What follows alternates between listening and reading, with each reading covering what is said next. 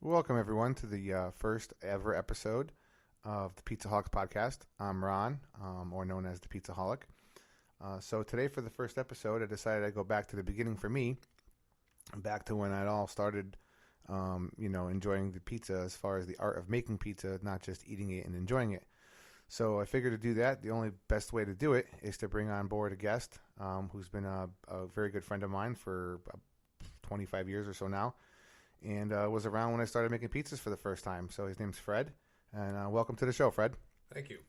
So for us, it all started back, a little background history. I met Fred when we attended culinary school. We went to a technical high school, so we did a combination of regular high school and shop classes, and we took culinary. So that's where I met Fred, and then from there our friendship has grown. We've had various different jobs throughout the years, and luckily at one point our job paths crossed, and we got to work at a pizza place together. So he actually got the job there first. For those of you who remember, it was Bartucci's. So we got to work at the brick oven, and it was my first time making pizzas. So what were your thoughts, Fred, when you first started way back, was it 98, 99? 98 or 99. Bertucci's was a place that, it was one of my first real jobs. They had great brick oven, wood-fired pizza. Huge oven. Could easily fit 25 pizzas in the oven. And it was all about a system. We did not hand toss pizza. We, oddly enough, stretched the dough with a rolling pin. Which is kind of odd, because if you go to most places nowadays and you see a rolling pin, I actually look around like, that's weird, because so many people don't do that anymore. And I think they like the artisan style, or what do you want to call it, where that hand toss style gives it that, almost homemade or, old world look to it versus the more uniformed round shape. So where the Bertucci's was, we used to work, was in Shelton, Connecticut, and it's now it's been since closed, and it's a new pizza place there, Fire Engine Pizza. Have you been there since it's the Fire Engine Pizza? I have not tried fire engine pizza. So I've been there.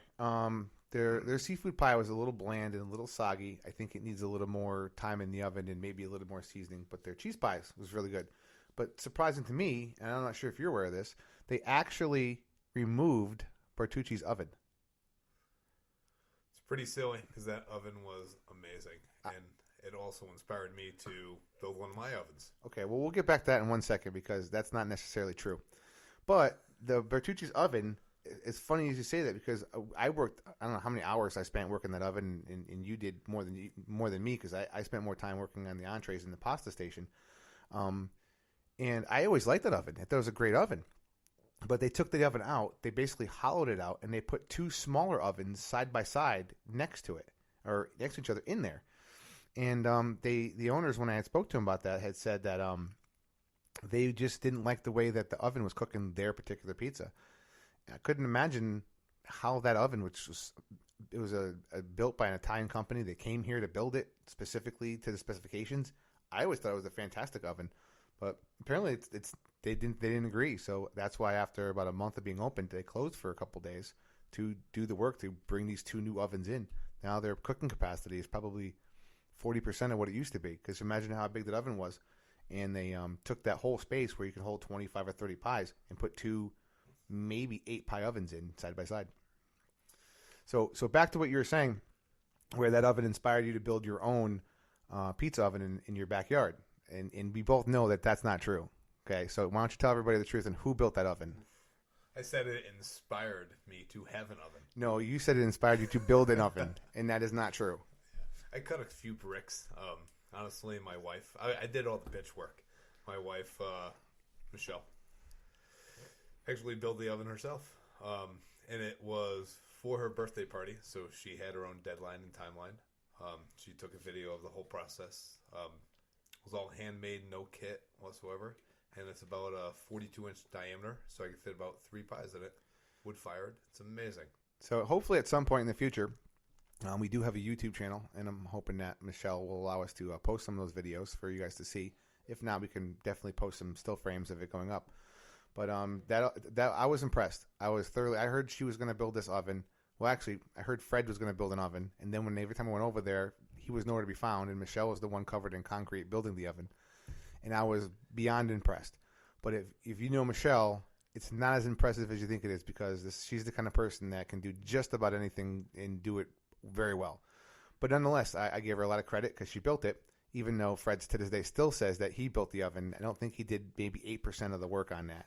But she probably eats 8% of the pizzas out of there, and he probably eats the other 92%. So it balanced out in the long run. But she also inspired me to go ahead and get an oven in my backyard. Now, unfortunately, I don't have the time nor patience, nor did I want to build my own oven. As cool as it'd be, I said to myself, if I build this oven, I know I'm never moving out of the house I'm in. And I don't want to put myself in that position. So my wife decided a couple of years ago for Father's Day to surprise me, and she bought me my oven. So it's not a 42-inch round oven. It's about a 38-inch by 24-inch oven. I can hold 2 large pies if I have my fire just right inside there, but it's perfect. I've had parties of up to 40 people at my house, and nobody was waiting for pizza. So it did fantastic. I am envious, though. I would love to have the one that Fred has. Unfortunately, I'd have to have the 6 kids that he has and wife to go with it. And I'm not sure I can have that kind of energy to go up with a family of 8. But nonetheless, so getting back to the beginning here, when we worked at Bertucci's, we did. How long did we work there for? About 2 years. I was there about 3.5 years. And I was there. He actually got hired. You got hired before they opened, correct? Yes. Okay, so he got hired before they even opened. I think you had to go to the training classes at the golf course, right? No, training actually over by Stop and Shop Plaza. Okay, so I remember he had to go there, and he kept telling me, you should go down and apply. And I didn't really want to. I actually was working at a nursing home in the kitchen at the time, and I kind of liked it, what I was doing, because it was really easy, and I got free dinner every night. So I was like, I'm not going to give this up for the same money and not free dinner. But eventually he talked me into it, and I went there, and I spent about 2 years there. So fast forward, about how many years do you think it was from the time you left there until, because I know we had various different things, but how long do you think it was until Michelle built you that oven? I believe the oven was built in 2013. All right, so it was a good decade between working there and there. So in that time, it was just a matter of, eating pizza wherever we liked it. One of the favorite places was a place called Johnny's in downtown Shelton, which doesn't exist anymore. I know there's a new place in the same spot, same owner, but he has a whole different recipes, and it's a whole different style. It was a pan pizza, sort of Greek, but not exactly a Greek style. Now it's more of a hand tossed, and it's just not the same. It's good, but it's not where it used to be. Do you remember Johnny's down there? Yes, Johnny had an amazing pie. I miss it myself. And I'm not exactly sure, what the reasoning was when he reopened to change it, but I mean, that's his prerogative, I guess. So, 2013, I get a call that Michelle's having a birthday party. Fred's having a birthday party for Michelle. So I guess it's the least he can do after she built this entire oven is to host a birthday party for her. So he says, come over and we're going to make pizzas. And I didn't realize that the oven was ready yet.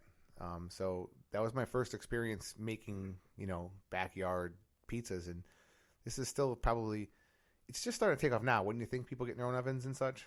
Starting to really pick it up. So they're picking up now with that. And we're talking 7-8 years ago. So it was kind of like, being ahead of your times or a trendsetter, Not a lot of people had their own ovens. I mean, you can go up the road now, and we're located in Connecticut, and I'm in Monroe, and he's in Shelton. And if you go up, our local highway here is called Route 8. And if you go up Route 8 and look on the left-hand side, a couple towns up, you see this, what would they call Haynes? Haynes Construction. Construction. It's like a gravel pit, quarry. They sell, rock and gravel and such. They have a storeroom there, and on the side of the highway, they have these pre-made pizza ovens that they deliver, that they have masons make at the site there, but they're like $7,000 to $12,000. What do you think Michelle spent on yours? We spent on our oven, it was about $5,000. Yeah, so and my wife bought me mine for about $2,500 or so, which it's nice, but it's not the same. I mean, look, Fred's oven has this look to it that just screams, make some pizzas. Mine, people look at it and go, what's that baked potato in your backyard? Until I open it up and show them what it is. And I got a nice, beautiful piece of tempered buffalo bluestone at the bottom, which I love that particular stone. Do you know what you use for the bottom of yours? bottom of my pizza oven just has fire brick in it. So yours is a fire brick on the bottom? Yes. So mine's it's from Buffalo, New York, so it's called Buffalo Thermal Buffalo Blue Stone. And anybody who wants a pizza stone out there, if you can actually find yourself a piece of tempered blue stone, most of it comes from Buffalo in this area. You can get them for like $7-8 tops for a nice 24 or 18-inch piece, instead of going on the store and spending $60 for a quote unquote pizza stone. And they work great in the grill and in your oven. Just a little tip. So we go over there, and so my biggest thing was making the dough. So I never made pizza dough, to my knowledge, up until that point. So going to Fred's house, I asked him, how did you make all this dough? So you had a simple, 3-ingredient pizza dough at the time? Yep, flour, water, yeast. And the dough was amazing. So, of course... and salt, of course. And me being the nosy person I am, because I got to make, try it myself, I come home and I call Michelle up probably 6 times and saying, "Are you sure that's all that's in here? You sure you give me..." I don't know. I made soup with my dough. I just couldn't get it. So I had the oven warm. I had the toppings ready. I had the cheese all grated. I had the sauce made. And I had no dough. I just couldn't get it. To this day, I still can't do that dough. Do you still make it? Yes, we still make it. We actually turned that simple dough recipe was something that we made ciabatta bread out of also. Works. Is that the one that Michelle used to sell down at the farmer's market? Yes. Okay. So, I still can't make it. I don't know what I do wrong. It comes out either like soup or it's like flour. It does either way. It doesn't work at all. So I actually have my own dough recipe that I've come up with. I make it a couple different ways. I use anywhere from I sometimes add olive oil to it. Sometimes I actually secret ingredient I would use is bacon fat if I have it, or render down some lard, add some nice flavor to it. And the bacon fat or the lard, when you use that, makes the crust a little char without burning, and it gives you that flavor. So if you're vegan and you eat over my house, make sure you ask first, because I had a lot of meat products in my foods. So Fred, go ahead and tell us about that first party. About, I remember some pies sticking, couldn't get them off the peel. The first couple pies looked like 3-year-olds were playing with matches in the backyard, and there was gasoline around. It didn't go too well, but we got it. So go ahead, tell us a little bit about it. Oh man, my first party. I mean, I don't know. Every kind of, even though I worked at a pizza place for a long time, it just seemed like that night, there's too much pressure. Everything seemed to went wrong, Probably could have benefited from a dry run, maybe, like the night before, which yeah, of course, no one thought of. But we like to do things last minute. Like I said, the oven was built in 3.5 weeks. My wife many nights was up till 3:00 in the morning, just finishing the oven.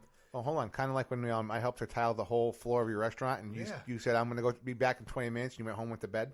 Yeah, kind of like that, slightly. But anyway, just the night happened. We're rushing. Everybody wanted to eat. I'm sure we probably made almost 70 pizzas that night. It was just stressful. Yeah, but only 50 of them were edible. The first 20 were not. I mean, I don't think your dogs would have ate them. No, probably not. It was all about, working at Bertucci's is one thing, but when you have your home oven, it's something different completely. And, just took time to learn how the floor heats up. It's definitely a learning experience. That is a learning curve. So my oven says, it gets the temperature inside it to 20 minutes. 100%. Absolutely does. The stone at the bottom is still 300 degrees in 20 minutes. And you are not cooking a pizza on a 300-degree stone. It's not happening. So I've learned now, for example, the last time I had my oven going, we had some friends over, and we were actually, it's a weird, long story, but we were going out for pizza, and then we were coming back home to have pizza. It was one of the first reviews that we actually did as Pizzaholics, the group. So we were going out just to review a large cheese pie, and then come home, and I had toppings and ready. My dough was all stretched out. So since I knew we were getting back at like 6:37, I didn't want to have time to get the oven going. So I started the oven about 2:00, and I let it keep going, because it doesn't take much wood to keep it going once it's going. So I stuffed it with logs before I left, and when I came back, it was all coals, nice and glowing red. I had about an 800-degree bottom. It was perfect. So I'll agree with you on the bottom. I think that's the trick, is the bottom heat to getting the pizza done right. So, that brings us, to like how me and Fred got into it. How I got into pizzas. I wouldn't have my own oven today if Michelle didn't build Fred an oven. And I'm completely jealous because I would love to have the oven that he has in his backyard because it's gorgeous and it's. I've cooked in it. I've bought rock pizzas in there when we're over, and it cooks a perfect pie if you know how to work a wood fired pizza oven. And like Fred, it's not the same as working a Baker's Pride gas oven. Definitely not. It's just totally different. And hopefully in the future we're going to be able to go back there and do some tutorial videos using Fred's oven because it looks a lot more impressive than my baked potato. But I mean, side by side though, the pies come out of them, they're almost identical as far as taste. I think. So it's a little background on us, on how I got into it and how Fred got started. I got started in pizza. It just I became kind of the pizzaholic because of the I can do pizza every day. I don't know, can you eat pizza every day? I mean, I love it. Can I do it every day? I don't know. I mean, if you were on a desert island and you had, instead of coconuts, you can put anything on a tree and have to eat it every day. I mean, if it was a pizza tree, I'd be like, okay, this isn't so bad. It's not like it's like, what did you get? Oh, I got the liver and codfish oil tree. You know what I mean? As long as it's not a fluffernutter and sardine pizza, I'm cool with it. So that's intriguing, though. You know what? I almost guarantee at some point we're going to make it just because we talk about it. It's the running joke that I've had. I've seen a pizza one time that was fluffernutter and sardines, and I tell everybody, as long as it's not a weird combination of pizza, it can't be that bad. And that's the weirdest combination of pizza I've ever heard of. I've seen kiwi, I've seen bananas, I've seen pineapple, which isn't super weird, but I mean, I still think that fluffernutter with tomato sauce, mozzarella cheese, and sardines is just a very weird combination. So, and every time I have a guest on the show, I have a couple questions that I'm gonna ask everybody. Typically, the guests we're looking to have are hoping to get pizza owners and shop owners and pizza, and I like to call them pizza joints because a pizza parlor, a pizza palace, a pizzeria, a pizza shop, a wood-fired pizza, they're all pizza joints. So I'm trying to bring that back into, what did you call your place? It's still a pizza joint. Whether you're brick-fired, coal-fired, oil-fired, Baker's Pride, or God forbid raw, you're still a pizza joint. Whether it's a dessert pizza or breakfast pizza, you're still making it at a pizza joint. So I'd like to get a lot of people who work at pizza joints in. I got a lot of owners that I've talked to that come down, and I'm going to talk to everybody and see where they stand. So I'm going to ask you, Fred, some of these same questions. I have to tailor them a little bit because you don't own a shop, but you have a shop, kind of a sort of a thing. So you're in that kind of a gray area, but we'll make them work. So at your house, when you're making pizzas in the backyard, now Fred has 6 kids, like we said, and his beautiful wife, Michelle. And when you're making pizzas for friends in the family in the backyard, what is your favorite pizza that you make back there? Well, obviously my kids love cheese. That's a cop-out, though. Everybody loves a cheese pizza. So I'll have to amend that question that says, besides a cheese pizza, what is your favorite pizza on your menu? So in your case, it'd be in your place. What's your favorite pizza to make back there? I personally love a good bacon with extra garlic. Okay. So what's the reason that's your favorite? Is it because, the people, I mean, I know I make certain pizzas that I don't even like. I make a chicken fajita pizza. I'm not too crazy about it, but people come over and they ask me for it. I got friends and family that I had some friends a couple weeks ago, and we asked him, let's take you out for your birthday. And he's like, okay, what do you want to do? Where do you want to go? And he kept hemming and hawing. He wanted me to make chicken fajita pizza, but he didn't want to ask me to fire the oven up and invite himself over for dinner. So after finally talking to him, I'm like, so what do you want to do? He's like, I just want to stay in or whatever. And I said, well, it's your birthday. Why don't you come over? He's like, would you mind firing the pizza oven up? I'm like, why don't you just ask me? Just say, what do you want? I really want your chicken fajita pizza with the avocado crema on it. I'm like, dude, you've known me for how long? Just ask. I would have made it. I'd make you one anytime you want. Why don't you come over? So I like making that one because I know people enjoy it. So why do you like making your extra garlic and bacon? I like making the extra garlic and bacon just because how the bacon comes out. It's not overcooked. Chips or strips? It's a big debate. Honestly, chips. So I'm more of a strip person unless it's a certain kind of pie. Clams type of thing, it'd be chips because you want to spread the bacon out. If the bacon's the star, I want the strips because I really want that. I like mine a little chewier. I don't like I like the crispy burnt ends with a little bit of chewier at the bottom. So you're a strips guy. So, fresh garlic? Fresh garlic. Always fresh garlic. Okay, so how do you prepare your garlic? I like to slice my garlic and not mince it. So you don't like to mince it. So I grade my garlic. I actually have a garlic grater. I think the garlic goes a lot farther, but I put the same amount of garlic on anyway, so I just think it's stronger. I do another pie that's 4 different types of garlic on there. And you haven't had that one yet. I just came up with that one last summer. I think it's going to surpass the fajita one as the most popular that I make. It's people like. I haven't had it, and I already agree. And I can't wait to actually make some more this summer. So, all right. So you like extra garlic and bacon and onions. He says onions weird. It's always funny. I've been teasing him for about 25 years on that one. My wife too. And napkins. He can't say napkin. It's the weirdest thing. It goes back to when he was in high school. Fred was a little heavier of a set guy, and he was on an all apple diet for how long was that apple diet for? A couple months. Yeah, I think 3 months. I dropped 60 pounds. And all he ate was apples, and it was the freaking weirdest thing ever. Until I think that you broke your diet when you ate that chocolate shortening. So, and the next question that I ask is, other than your pizza joint, what's your favorite place to eat? So obviously, when your oven's cold and you're not cooking back there, where's your favorite pizza place to go to? Pizza joint. I haven't been there in a while, but honestly, my favorite pizza joint is Zoe's. It's not Zoe's. What is it called there, it's called Zois. Zoe's. Like Rolls Royce. Zois. That's what the owner Jim told me. And Jim, I hope I got that right if you're listening. But I was corrected because Zoe, he told me, is a female, and Zois is the male version, and he was named after a male, so it would be Zois. All right, well that's fair. My thing is, if I own the place, as long as you're eating here, you can call it whatever you want. Just come enjoy my food. But he was specific to say that. It was nice about it, but so I'm going to try to honor that as best I can. So Zois, it was one of Michelle and I's first dates, and the pie that I had there was... FYI, I went on a second date with him. The pie that we had there was a broccoli, garlic, and tomato pie. I can still taste it to this day. I think about it probably once a week. So that's your favorite place to go to? It's my favorite pie. It's your favorite pie. So that was the next question. So you kind of got out of order.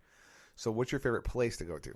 So if I told you right now that every pizza shop, every pizza joint, every pizza palace, everybody that sells pizza from Big Y to Zoi's to Pepe's is closing, you can save one and one only. What are you saving? Having a large family and it being super comfortable for us, my favorite place to go, honestly, is the Italian Pavilion. It just has this family atmosphere. We have a special table there. Yeah, it's the only one that holds 10 people. That is also true. It's not special. It's just the biggest only one that holds you guys. It's special for me. That's like saying my favorite car is a school bus. Why? It's the only one that can take all of us out in one trip. I just love the suspension, and I love the flashing yellow lights. It's the greatest. It's the only one that fits your compatibility. And I'm surprised you didn't have any more kids. They're all great, so it's not like you lucked out. I mean, you went 6 for 6. You know what I mean? So your favorite place is the Italian Pavilion. Now, here's my question with Italian Pavilion, and I like them a lot. Do you remember Italian Pavilion when they were in the Ansonia Mall? Of course. Can you remember what it tasted like back then? It was better back then. I don't know what they do different because when I've asked the owners there, they use the same exact ingredient list. Same ingredients from the same purveyor they use then. They use the same model oven. It's a different oven, but they use the same model oven. I don't know what the difference is. I mean, they only moved to 2 miles away, so you can't say it's a water issue because it's coming from the same water supply. I don't know what it is. I mean, I feel as if that's all true points. I think in the Ansonia Mall, though, they probably cleaned their oven a little less. Maybe. And I don't know what it is, but I remember, I don't know how many times that I'd be at the Ansonia Mall to go to Kmart with my dad because it was the only place he used to buy his lawn care equipment because they had the cheapest stuff, and he used to get mad at it break every season. So we'd buy the same shovel 5 years in a row instead of one shovel for twice as much money in the last 10 years. That's my dad. And I'd always beg him for a slice, and then they always had that lemonade and fruit juice. You know that dispenser, that like fountain that shoots it up to the lid and it comes back down the sides and inside the thing? So I'd beg him for it was like a Hawaiian punch or something. So I always beg him for a Hawaiian punch and a slice because I knew I'd never get the Hawaiian punch because I was a hyper child, quote unquote, and the sugar was no good for me. So I knew if I asked and begged for the Hawaiian punch and a slice, my dad would settle on, I'll get you a slice if you shut up type of a thing. So I knew I'd always get at least a slice out of it. And to this day, I think it was greasier back then too. I don't know what causes that. I think it might have been because bowling alley wasn't there. No, the bowling alley was their second location. Yes.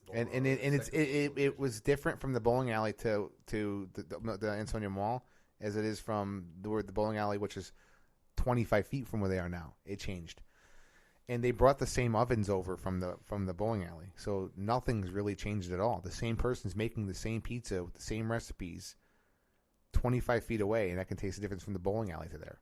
It's kind of scary. You know, I don't know what it is. It's like right now there's kind of a little bit of a trend with Tipsy Tomato in Derby, and everybody's saying, well, I've never heard of that place. He's getting so busy that he should open up a bigger place or move. And I'm thinking to myself, if he does, can he the Italian Pavilion effect? Bring everything with you, and it's not the same. It just the air, the flow, the kitchen layout. I don't know. But they used to make the pizzas right in front of you at Italian Pavilion. You order a pie, they're making it right in front of you, throwing it in the oven. I don't know if it's my mind, but every person that says they like the Italian Pavilion, they say it's not the same, not the same. But when you go talk to the owners, he says, I'll show you, delivery sheets from 30 years ago that show the same ingredients coming in from the same purveyor. I don't know. But there's a difference. I'm not the only one that thinks that. So now, so Italian Pavilion's your favorite place, probably because it's one of the few places that can fit the whole family. I don't know how you do that, trying to, because like I love Roseland, and you couldn't go to Roseland. They don't have a table big enough. And besides the table, I can't afford it. So what we do is, honestly, we leave everybody at home. So when you're ready to go, I'm more than happy to go with you. I wonder if we reach out to the owners of Roseland, and if you went there and ordered a large pie for you and Michelle, and then stick the kids outside at the table with the pizza from the Italian Pavilion to even the budget out. So you have that one pie from Zoe's. Or Zoyce, and then you have Italian Pavilion as your favorite place. At your, I'm going to call your pizza joint, your backyard, what is your most requested pizza that you make? What is... My most requested pizza probably would be something that's a concoction that my wife would come up with. She did a salmon one at one time. My wife still talks about it, and that was probably, I think we were dating at the time. We've been married going on 12 years now. Salmon. And we also had this insane... No, we couldn't have been dating because you didn't have the oven then. So we were together, but we weren't married very long. And she made this salmon in a tinfoil pouch and then put the salmon on the pizza, and Shauna still talks about it. Salmon in a popette. That's what that's called. But anyway, one... most requested pizza, and we haven't made it in forever. It was actually I made a lobster pizza with a bechamel sauce. A little bacon on there. People keep talking about it. I've had it twice. Now, when you put your lobster on, do you put the lobster on raw? No, definitely not. The lobster's cooked. Really? I've never put cooked seafood on a pizza. Always raw. I cut it down thin enough so that I know it'll cook in time, because my oven's 90 seconds to done.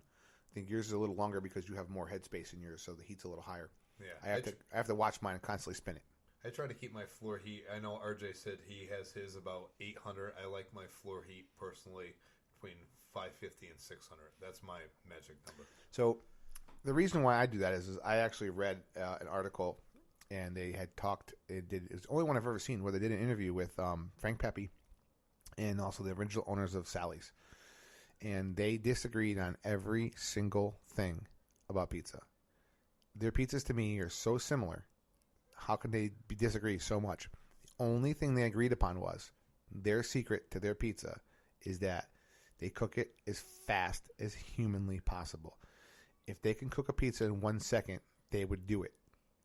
It's like flash freezing. When you flash freeze something, it holds more integrity than if you freeze it slowly. And they said that by cooking their ovens with coal, Pepe's, the oven temperature gets up there higher so they can get the pizzas in and out faster. And it wasn't because they wanted to get more sales out. They wanted to cook it faster. It's almost like they flash cook the pizza. And that was the trick. And I don't know if it suspends the dough rising at a certain point, or it doesn't allow the sauce to change flavor. So it's got that fresher tomato, it's like a warm tomato versus a sauce flavor to it.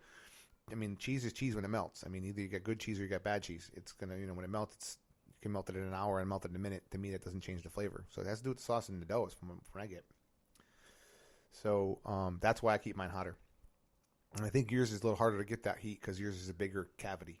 I mean, you'd probably have to put a lot more wood in there. Correct. It takes a while. Even on and you don't have a door on yours, correct? Yours is open. We have no door on ours, not yet. That's in the works. I don't know what's taken Michelle so long. What is she building this door out of? Oh, we'd definitely build it out of steel. Is that why she wants to borrow my welder? Could be. She keeps asking me to borrow the welder. It's downstairs. My wife's extremely ambitious. If you guys ever have anything broken, she probably can help you out. Yeah, she's very ambitious. She said that she can turn Fred into a human being and make him a husband.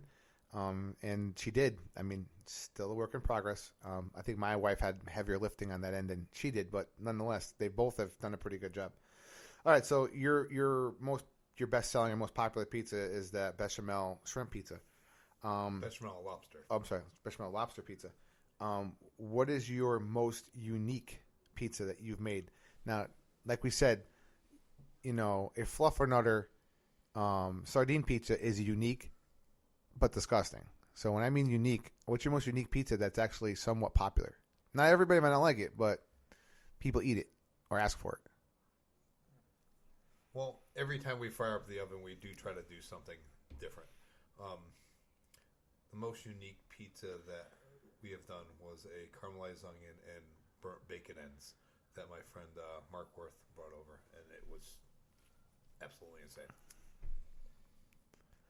The burnt bacon ends is interesting to me because like I said, a soft bacon person. So I like a little bit of char. To the point where that's why I like actually pepperoni cups, because you get the char at the tip, a little pool of the grease at the bottom, and the bottom doesn't get cooked as well. So you have like the triple layer of the pepperoni. So it'd be interesting.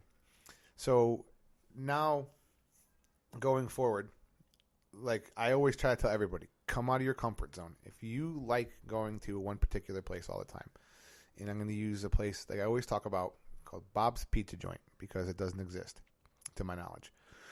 So you every week go to Bob's Pizza Joint. I try to tell everybody, stop going to Bob's Pizza Joint. You know what he's got. You know it's great. You know you like it. So every other time you go out, go to Bob's Pizza Joint.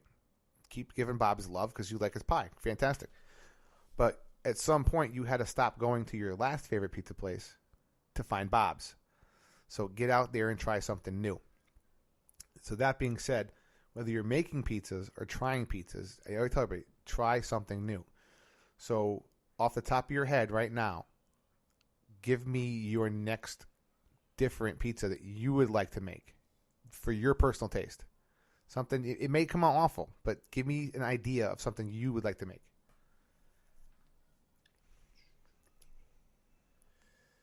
I'd like to do Yeah, you can't eat people. I don't know. That's a really tough one.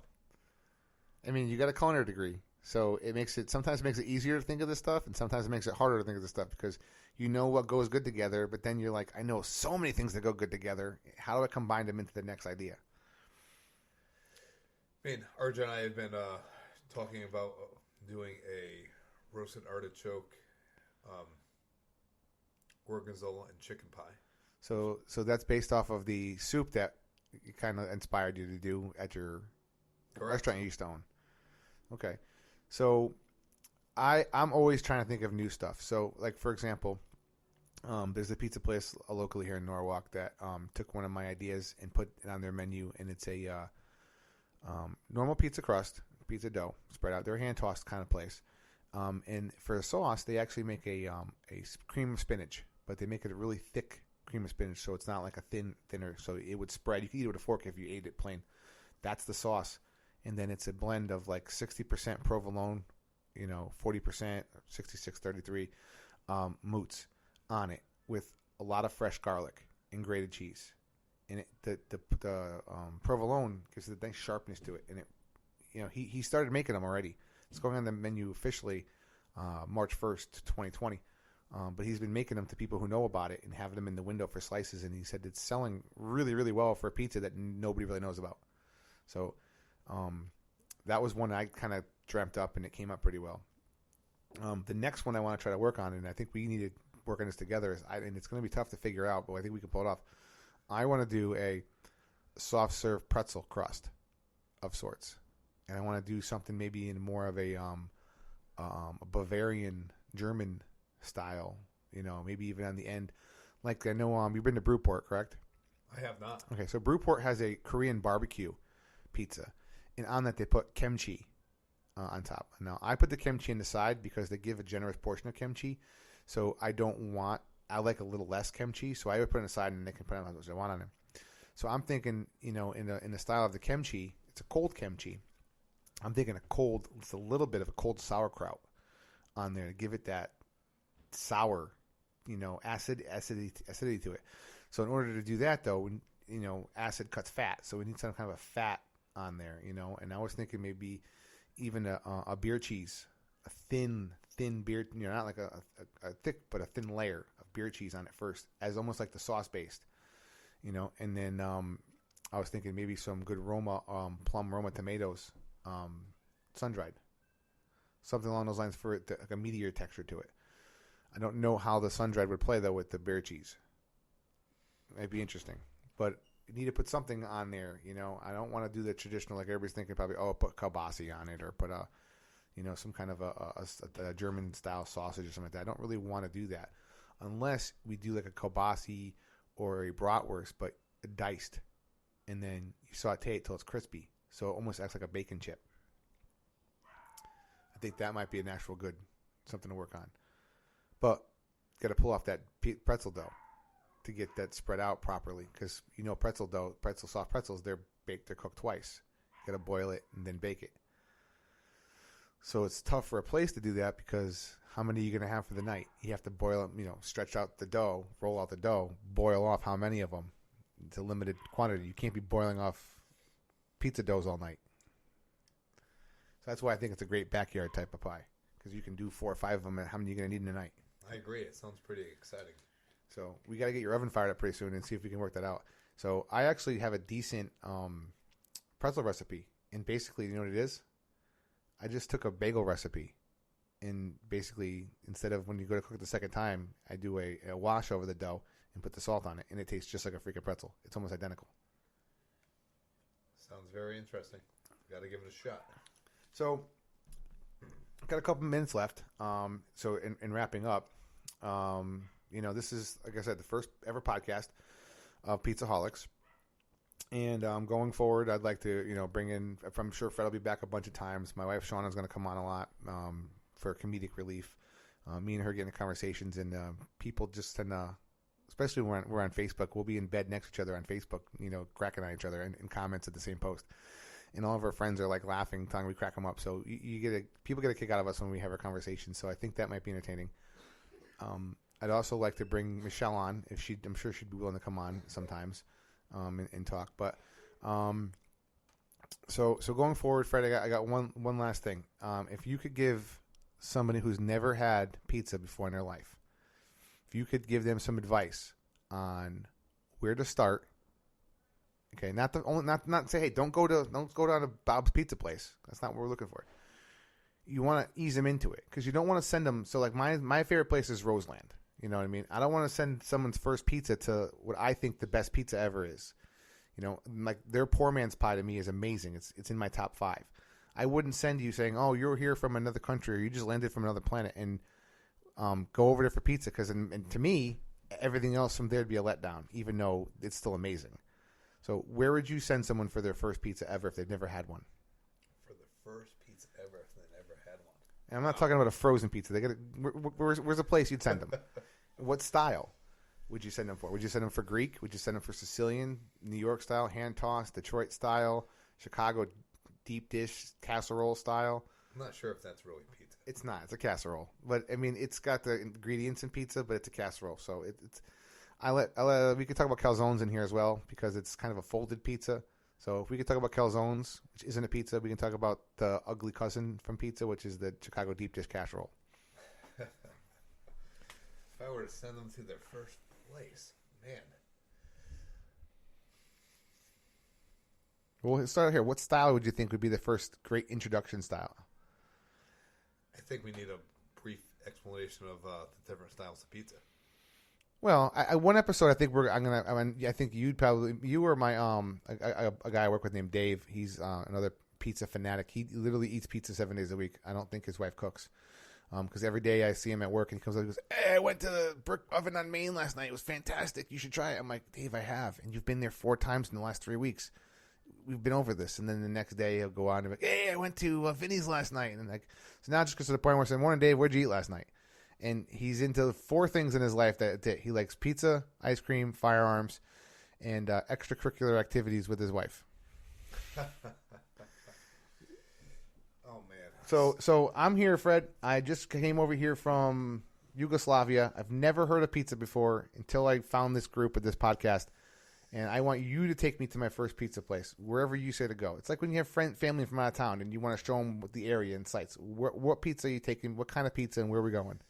I am going to take him to Ernie's Pizza in New Haven? I believe it's West Haven. No, Ernie's is in New Haven across from the Diamond Exchange. Right? It is across from the Diamond Exchange. Yeah, right. It's right before the tunnel off of 15. That's where I would take him. Okay. And obviously, so the rule of thumb we have as a Pizzaholic and in the Pizzaholics community is the rule of thumb that we have. We tell everybody when you go to a new place for the first time, always order a large cheese pie. Now, I've had some discussions with people that don't believe me. And I'll ask Fred what his opinion on this is, but the size of the pizza changes the flavor. You take a small cheese pie and cut it up, and a large cheese pie and cut it up, and mix up the pieces. If you knew where they were and blindfolded me, I can sort those 2 pizzas out probably 90%. I agree 100%. I don't exactly know how to explain it, and again, I think it goes back to the cook time. A small cheese pizza cooks 30% less time typically than a large cheese. So I think that affects the flavors, and I think that affects, going back to what Pepe's and Sally said, I think because it's cooked a different amount of time, it changes the flavor. And I also feel as if a small cheese has more cheese on it. Sometimes, and also I don't like when you go to a place and they have what's called I have a thing called the profit zone. So the profit zone is the area where the toppings and the cheese stop, but you're not at the crust yet. So usually there's sometimes like an inch and a half space there where it's kind of just sauce. So I feel like if you put a small cheese pizza worth of toppings on a large and leave me 2-inch space between, that's like if you bought a record and there's enough on there for 10 songs, they only give you 8. And you're like, well, you could have put 2 more on here. There's enough room, and it's called the profit zone. If it's too big, they're making too much money and profit off of you. And if it's too small, then you don't get much crust. So, but we'll talk about that for another day. So you're taking them to Ernie's and you're getting them a large cheese pizza. Correct. Okay. And then where would you tell them to go next? After Ernie's, I would tell them to go to Modern Pizza in New Haven. Great choices. All right. Well, Fred, listen, that wraps it up for today. I'm going to say, guys, go out, try some new places. Come out of your comfort zone. If you don't think you're going to like it, try it. It's only one slice. If you don't like it, don't go back. But you might find the next hidden gem. At some point, no one heard of Pepe's. At some point, no one heard of Ernie's or Roseland. In 80-something years later, 83 years later, Roseland's still going strong. So get out there, try some pies, try some new places. If you found a place you love, tell people about it. If you found a place you didn't like, just because you didn't like it doesn't mean I won't love it. So don't bash them. Just don't go there. So have a great night. And we will talk to everybody on the next episode. Remember, get your pizza on.